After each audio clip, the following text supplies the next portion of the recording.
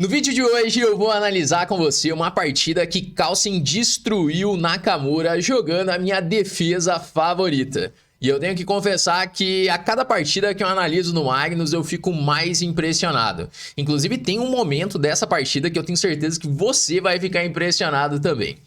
Bom, então vamos começar a análise dessa partida para eu te explicar aqui tudo o que rolou e também qual é essa defesa que de repente você pode começar a usar nas suas partidas também. Então, Nakamura de brancas começou jogando com E4, o Carlsen respondeu com a defesa siciliana, cavalo F3, E6, existem várias sicilianas e o Carlsen resolveu jogar a siciliana com E6, ainda não está definido qual siciliana é, o Nakamura fez D4, assim abrindo a siciliana, C toma D4, cavalo por D4 e agora sim tem uma definição, o Carlsen faz um lance cavalo C6, levando para a siciliana Taimanov. E essa é a minha variante favorita jogando a siciliana. Eu já joguei inúmeras partidas de torneios, partidas no chess.com, jogando essa defesa. É uma defesa que eu tenho um conhecimento bem grande, né? Faz anos e anos que eu jogo a Taimanov e pode ser uma arma aí para você colocar no seu repertório de aberturas também. E Kasparov já usou, vários campeões mundiais já usaram, e o Carlsen ele costuma usar com frequência também a Taimanov no repertório de aberturas. O Nakamura ele jogou aí com o cavalo C3 e agora o Carlsen faz D6. Ele joga aqui uma mistura de uma Taimanov com uma Chevening, levando para essa estrutura com o peão em D6. Normalmente na Taimanov as pretas jogam com dama C7, A6 e esse bispo de F8 ele busca sair para uma casa muito mais ativa, como por exemplo B4 ou C5 ou D6, mas existe essa opção de jogar com D6, levando para Chevening. Eu sempre variei bastante nas minhas partidas, algumas partidas jogando com o bispo saindo para uma posição mais ativa e muitas vezes jogando assim com D6. Eu sempre gostei de ver as partidas do Kasparov jogando essas estruturas de Chevening, então também joguei várias vezes assim. O Nakamura respondeu então com G4, que é um lance bem agressivo nessa posição. Só para você entender, existe uma variante chamada ataque Keres, que ela surge depois de cavalo F6, cavalo C3, D6, essa é a Chevening clássica. E existe essa variante com G4 direto, que é considerada uma das variantes mais perigosas na Chevening. Muitos jogadores não jogam a Chevening, inclusive, por conta dessa variante. E a ordem de lances que o Carlsen fez na Taimanov é justamente para evitar o ataque Keres. Mas mesmo assim, o Nakamura ele faz G4, tentando levar para as posições desse ataque. Mas existem algumas diferenças. Por exemplo, o cavalo de G8 ele ainda não foi para F6. Então, o branco não está ameaçando G4, G5 direto. Então, de repente, as pretas podem aproveitar isso para buscar uma melhor versão dessa variante. O Carlsen fez, então, H6. Bom, esse é um lance profilático, H6. Ele está controlando a casa G5, aguardando o melhor momento para jogar assim com o lance cavalo F6. O Naka seguiu jogando de um jeito bem agressivo, fez agora H4. Em algum momento, ele quer buscar o G5. Se jogar, por exemplo, o cavalo F6, vai acabar transpondo para as posições do ataque Keres, porque já pode jogar com G5 imediatamente. Mas o Carlsen, ele faz A6, que é um lance bem útil de espera. É um lance que ele está aguardando mais informações aqui da posição das brancas e ele controla muito bem a casa de B5 com esse lance, então não tem mais que se preocupar com ideias de cavalo B5, por exemplo, e mais para frente pode chegar um B5 para desenvolver o bispo para uma casa ativa, que é a casa B7. É um lance bem natural de fazer nas posições de Taimanov e Chevening.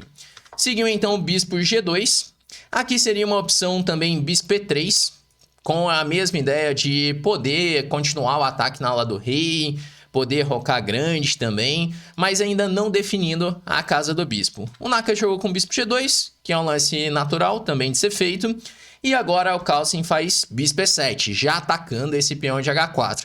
A ideia dele não é bem tomar esse peão de H4, mas pode acontecer de, em muitos casos, esses peões que avançaram aqui na ala do rei, eles se tornarem debilidades na posição. Então o bispo em E7 ele já fica de olho ali no peão de H4.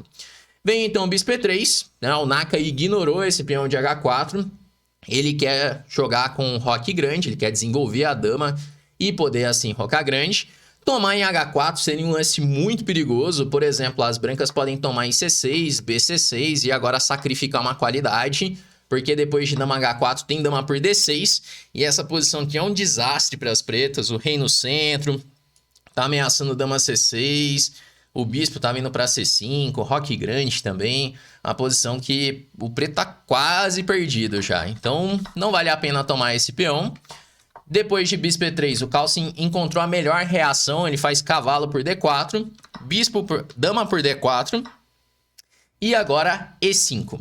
Bom, por que esses dois últimos lances levaram aí a exclamação, né? Porque com cavalo por D4 e E5, o Carlsen ele altera a estrutura de peões, que num primeiro momento não parece uma ideia legal, porque ficou uma casa bem fraca aqui em D5, uma casa que pode de repente ser ocupada por um cavalo, mas ele tá conseguindo contra-atacar no centro. Depois do lance E5, ele controla muito bem as casas centrais, controla aqui a casa F4, e os bispos podem começar a criar alguns problemas atacando esses peões de G4 e H4. E tem um conceito muito importante aqui, que é o seguinte: sempre que o seu adversário ele estiver atacando na ala, você pode contra-atacar no centro. E é desse conceito que o Carlsen aproveita. Veio aqui então dama D1 para defender o peão de G4. E agora bispo E6, tentando controlar assim a casa D5. O Carlsen ele quer desenvolver rápido aqui a torre para C8. Deixou a casa D5, mas ele vai ter contra-jogo suficiente para compensar essa casa fraca. Vem então cavalo D5, torre C8, ameaçando muitas vezes um bispo por D5. E no caso de dama D5 tá caindo ali o peão de C2. Jogou então com C3 para defender esse peão. Cavalo F6, cavalo por E7. E aqui é o momento que mais me impressionou nessa partida. O que acontece? Analisando essa partida, eu fui buscar na base de partidas, na Mega Database, se já tinha alguma partida nessa posição. E o que eu encontrei? Eu encontrei uma partida que foi jogada em 1985 no match Karpov-Kasparov. Exatamente essa posição surgiu em uma das partidas do match, a 14ª partida do match de 85. Karpov de brancas, Kasparov de pretas entraram exatamente nessa posição. Eu fui pegar até um livro que eu tenho aqui, eu não deixei aqui na mesa, mas é um livro do Kasparov, onde ele analisa o match. Eu fui analisar a partida com as análises do Kasparov e tal. E esse é um momento bem importante, porque o Kasparov, na partida dele contra o Karpov, ele jogou com dama por E7, que parece um lance mais natural da posição. Então, batendo o olho da posição, eu faria dama por E7 também. É um lance que parece fazer mais sentido na posição. E na partida do Kasparov, seguiu assim: o Karpov fez G5, veio HG5, H por G5, torre por H1, bispo por H1, e agora cavalo G4. Atacou o bispo de E3, quando voltou o bispo para D2, dama F8, com a ideia de dama H8 e dama H4, então dama H2. E o Kasparov ele ainda conseguiu uma certa iniciativa na posição, mas o Karpov aguentou bem e conseguiu ainda empatar a partida. Mas acontece que existe uma melhora nessa posição. Depois do lance cavalo por E7, o Kasparov até analisa no livro que existia essa opção, mas era um lance difícil de ser feito. E foi justamente esse lance que o Carlsen fez na partida contra o Nakamura. O Carlsen faz rei toma E7, que num primeiro momento não parece uma boa ideia, porque já tá vindo G5, pode ser que tome até de bispo, cravando assim um cavalo de F6, ficando com esse rei no centro, mas existe uma sutileza nessa posição, que é a seguinte: se jogar a mesma variante da partida do Karpov com Kasparov, jogar o mesmo G5, agora vem a cavalo G4, bispo C1, e quando jogar H mais G5, não pode mais tomar de peão, jogando aqui H mais G5, porque agora é possível fazer torre por H1, bispo H1 e a dama vem direto para H8. Lembra na partida do Karpov com Kasparov, que ele teve que jogar um dama F8 e depois dama H8, perdeu um tempo inteiro? Aqui a dama já chega no ataque e, por exemplo, depois de dama H4, o branco está perdido nessa posição. Então essa é a grande diferença de tomar de rei ao invés de tomar de dama na posição.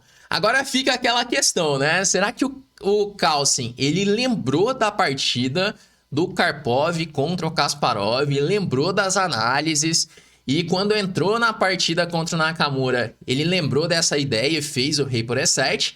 Ou será que o Carlsen, ele encontrou essa ideia na hora? Lembrando que essa aqui foi uma partida rápida, né? Será que ele descobriu ali o lance na hora, calculando, ele percebeu a diferença? Ou será que ele já lembrava?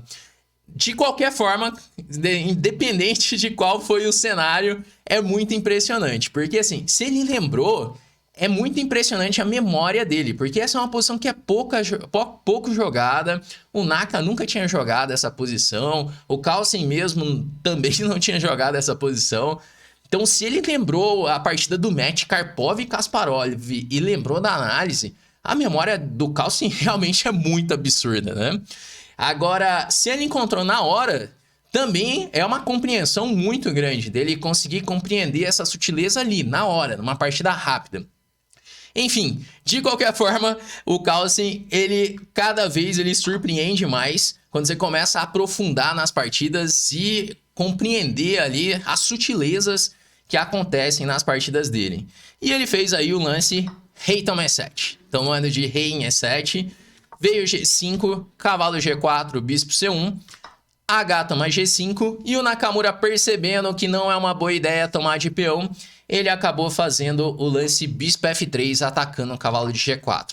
Tomar de bispo em G5 não melhora muito a posição, dá para jogar com F6, se bispo C1, dama B6, e o preto ele tem a iniciativa na posição. O rei em E7 ele tá mais seguro do que o rei em E1, que também está no centro. Então veio HG5, bispo F3, tocou no cavalo. Dama D7, defendendo assim o cavalo de G4.